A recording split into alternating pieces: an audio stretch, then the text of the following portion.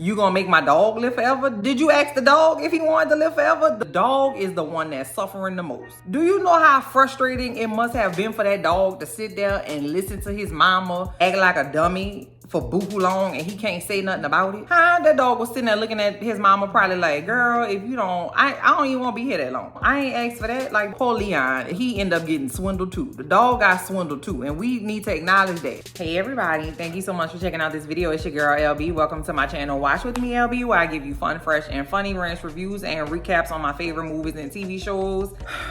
Y'all, it's difficult for me. Please subscribe to my channel. Ha! I remember it. Yes.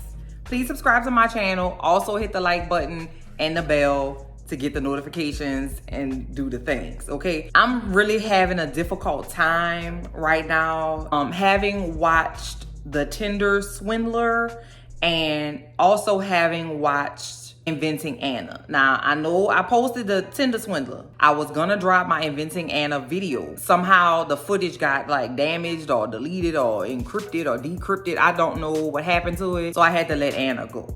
But I watched it, okay? So we got The Tinder Swindler, we got Anna, and now we got Sarma. We talking about Bad Vegan, y'all. I'm not even ready to film this video, all right? I was in here sweeping and mopping my floors, and I was compelled to get on here ASAP. Like, I'm not even dressed. This is my clean up clothes. Because I'm trying to figure out if me being a good person, if it's actually serving me. Because it seemed like the scoundrels and the scallywags and the scammers of life, they out here winning.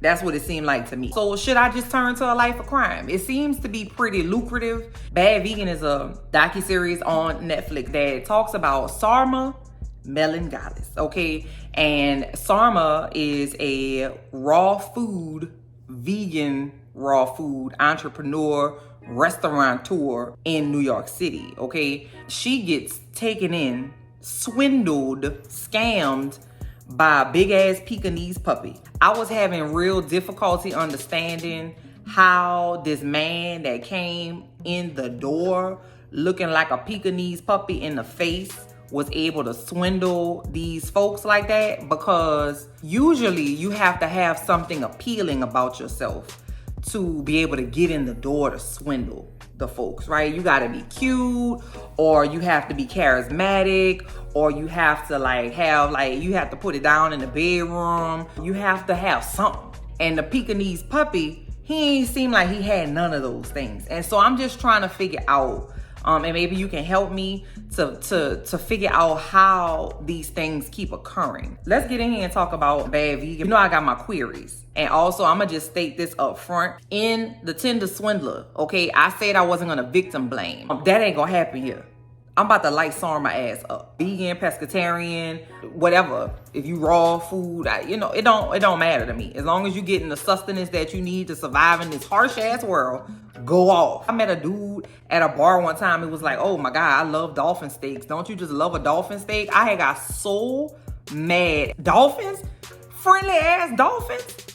God damn, what y'all here eating eagle wings too? The documentary opens up talking about her as like an up and comer, right? And so she went to the Wharton School of Business, which is like a prestigious, like one of the most prestigious Ivy League schools like in the world, right? And she got a degree in economics, and she went to work in finance. Somebody that she was with was like, hey girl, you need to go ahead and go and do something with food, right? And so she was like, all right, cool. And she went to the French Culinary Institute. It also gave me like a quick little hint as to her situation. And she made a comment and she said, well, I wasn't under any financial pressure to get a job.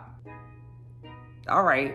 So we're gonna put a little pin right there. Well, she meets this guy, Matthew Kinney, who was like a hot New York City chef, right? Now, Matthew Kinney looked like a 90s snack. Matthew Kinney and Sarma end up hooking up, right? And then we became a couple. We got funding for, to open up a restaurant. They open up Pure Food and Wine. So she opens this restaurant and it's doing very well, but her relationship with 90s snack Matthew Kinney is not going well, and they break up. So she goes to the person who financed the opening of their restaurant and was like, listen, I can't work with his ass no more. You got to ask him to go.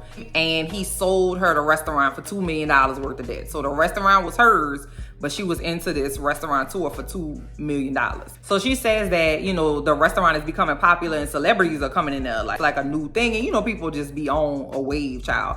So Alec Baldwin would come into the restaurant and she wanted Alec. Okay, Alec was also a 90s snack. Goddamn, like you wasn't gonna get more 90s snackish. Alec was telling her, like, you know, I'm looking for somebody to, you know, settle down with. And instead of saying, yeah, you know what I'm saying, I will be that somebody. Okay, she was like, you know what, y'all, you need a dog. So she was sending Alec Baldwin these pictures of these dogs, and he was like, I don't want no damn dog, girl. But she ran across this picture of a dog, like a little pit bull puppy, and she was like, Lord, this is my child. Like, I got to go pick him up. And his name's Leon. It's a little pit bull puppy named Leon. So she wanted Alec, but it didn't work out that way. She was single, and she was kind of lonely, and she notices that this guy named Shane Fox is kind of talking to Alec on Twitter, and they start playing words with friends, and they start like having this like long distance conversation. And of course, you know, you share pictures back and forth.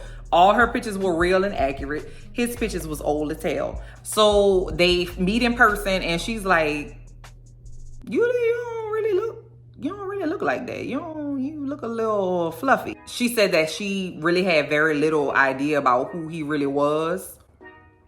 He eventually tells her that he is involved in black ops, in a black operation. You can never say never, but I just feel like personally, I'm too nosy to get swindled. For me, y'all know I got 42 questions. If you give me one thing right here, they formulating, they percolating. You know, you black ops, but why you told me that? Do the black ops usually have Twitter? Do the black ops usually be on social media talking to Alec Baldwin? And I feel like the fact that he was tweeting Alec Baldwin like held a lot of weight with her, because she wanted Alec, and she was like, well, listen, if I can't have Alec, I'm gonna have one of his homeboys. How about that? Twitter is open for everybody. I could tweet Whitney Houston right now if I want to, and she done gone to glory for several years right now. You could do what you want on Twitter. Twitter is the wild, wild west. We saw she brought him to the restaurant, and he just looked like he didn't fit, right? Because they food and wine, and they raw vegans, and they New York City, they Midtown Manhattan, and here come this dude look like he an orange in an apple tree, and he don't match, right? They were like, well, we looked on Twitter, and he got like 50,000 followers. And I'm like, listen,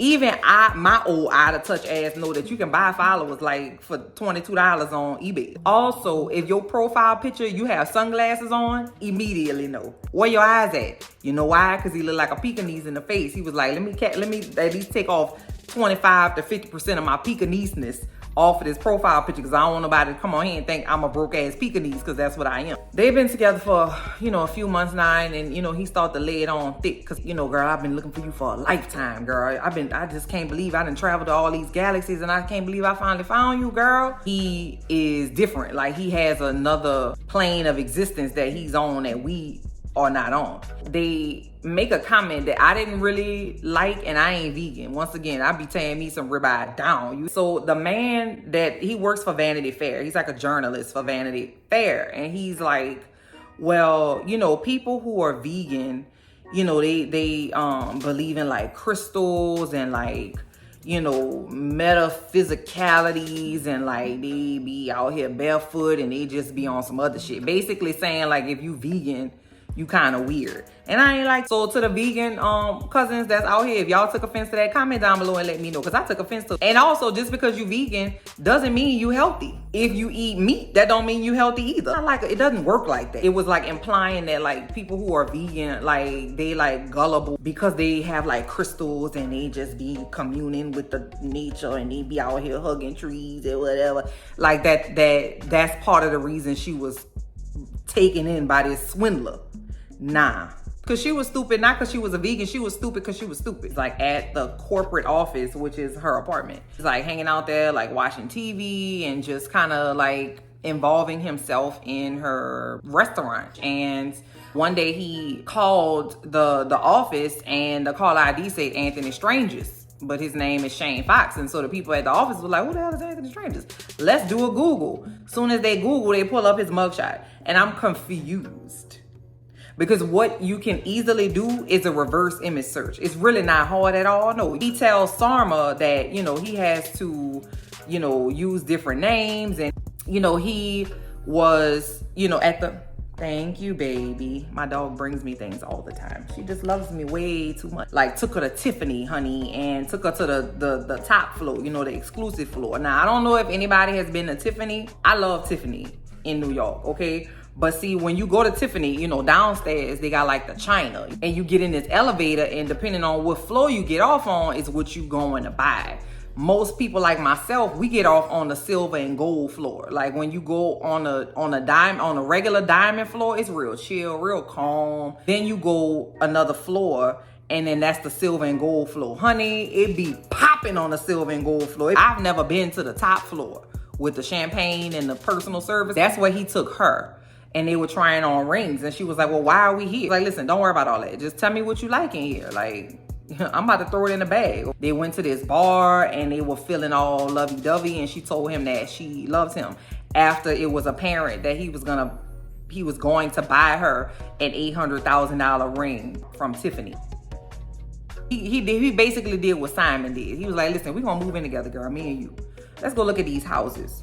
Funny enough, the broker that showed us this house was the same broker that showed Alec his house, Alec Baldwin. And I'm like, sis, if you're obsessed with Alec Baldwin, just say that, my love. That you missed your opportunity. Now he got a scammer for a wife. It's scams happening all over the place. Now, remember in the beginning, I told you she was in $2 million worth of debt. She's supposed to be paying the restaurateur man, like payments on his money, right? And so she's like, oh, and meanwhile, like, I'm behind on my payments and I'm in so much debt, and I'm just looking to like get out from behind all this debt, and I'm confusion. You clapping my cheeks and we in this relationship and you've been looking for me for 1,000,000 lifetimes. You see I'm in debt and you're not gonna do nothing about it?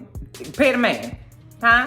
I don't need a ring. I refuse to believe that a New York City restaurateur, financier is gonna be like, listen, don't worry about it. I'm an easygoing guy. This guy look like the poster child for I will fuck your shit up. You ain't got my money, don't worry about it. We all struggle, Sarma. You got $2 million of my money and you ain't giving it back to me? No worries. I don't believe it. My theory is that it's something going on between he and Sarma that would make him ease up on her like that. I'm not saying that she was sleeping with him. I'm not saying that they were involved in a relationship. There was some involvement between the man who gave her that money, loaned her that money, and her. Because in this documentary, there were a lot of statements made that Sarma would not clarify. So it's like common sense shit that would be happening or that they would try to address, and then she would just like skirt the question or deflect the answer and not provide any context or clarification as to why this dumbass shit was happening. And that lets me further know that something is missing. And so she's like, listen, I'm dealing with all this debt and I need you to support me. So he's like, girl, yeah, I got it. So they went to go talk to the accountant. I don't know what he was counting because it wasn't no money. It was like, listen, you want to avoid like a taxable situation, y'all, it would be like beneficial for y'all to get married. Let's go do that. The lady who married us gave us, listen, you are Rudy Huxtable. How I'm supposed to tell the people about this dumbass lady and you all in the way, girl? Listen, Blue, you gonna knock my stuff over. Nana Bluesy, you just a Nana. What more do you want from me? Remember one time, Blue, girl, Blue, get down. No, you being a rascal. You misbehaving. And you know I don't like that. Get down. Nah, come on now. You just gonna make me hug you. So yeah, so now they married. Now we starting to talk about how call her a tiny blonde human, right? Kind of inferring that like he's referring to her as a human because he's not human himself. He is a part of this mystical movement in the sky that can give you all of your wildest dreams. We're gonna make you immortal, Sarma, as well as your dog. Don't play with me like that. Like, you gonna make my dog live forever? Did you ask the dog if he wanted to live forever? The dog is the one that's suffering the most. Do you know how frustrating it must have been for that dog to sit there and listen to his mama act like a dummy for boo-hoo long and he can't say nothing about it? Huh? That dog was sitting there looking at his mama probably like, girl, if you don't, I don't even want to be here that long. I ain't asked for that. Like, I don't want to be here that long. It's got me walking on this hot ass concrete. And poor Leon, he ended up getting swindled too. The dog got swindled too. And we need to acknowledge that, okay? We got to make sure Leon is represented in this story too. Because they said they was going to make Leon immortal. And she was like, shit, sign me up. I'm going to be immortal and my dog too. Shit, let's do it. He says, if you want to get down with me and my crew, you got to pass these tests. So in order to prove that she was down for the cause, she had to wire him money. If you got money, why you want my money? And if money don't matter, why you want my money? He was like, listen, the money you giving me $20,000. That ain't nothing, girl. The money that you giving me now, you gonna see that 45 times fold. But in order to get that, you gotta give me money. Like I don't know what I thought, to be quite honest. I just was wondering who. We start to hear recordings of how he would speak to her. My guy Shane, also known as Anthony, would be cussing Sarma smooth the hell out. You real aggressive with his tone.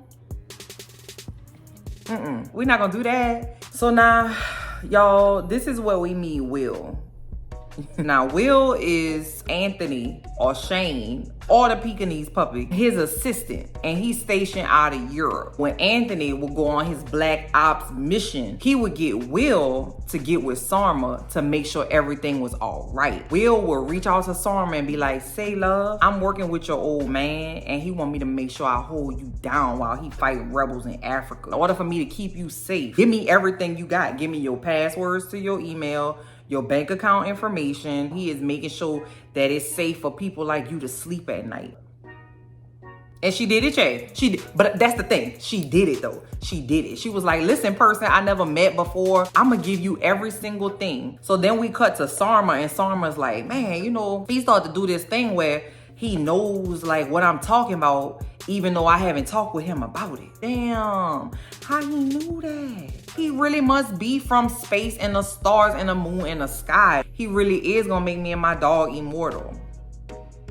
Cause at this point, she playing in my face. Guess what, y'all? Will was the Pekingese puppy. The man with the passwords that I need to protect you while he holding it down was just him from a computer. You gotta give me what I asked for and pass these tests, my baby, because I'm trying to protect you. I'm trying to live with you in eternity forever, you and Leon. It's people out here that have turned their dogs into diamonds. Bred a dog to look exactly like their dog. With the money that Sarma gave the Pekingese puppy, she could have gotten 7,500 purebred pit bull puppies from the pit bull headquarters of the world. It ain't, listen, I love my dog, yeah, and that's my baby girl, but I be down. We gotta talk about the meat suit. The meat suit is the Pekingese puppy, his human form, like his body. You know, he's not human. And now his meat suit has been getting bigger because he's gaining weight.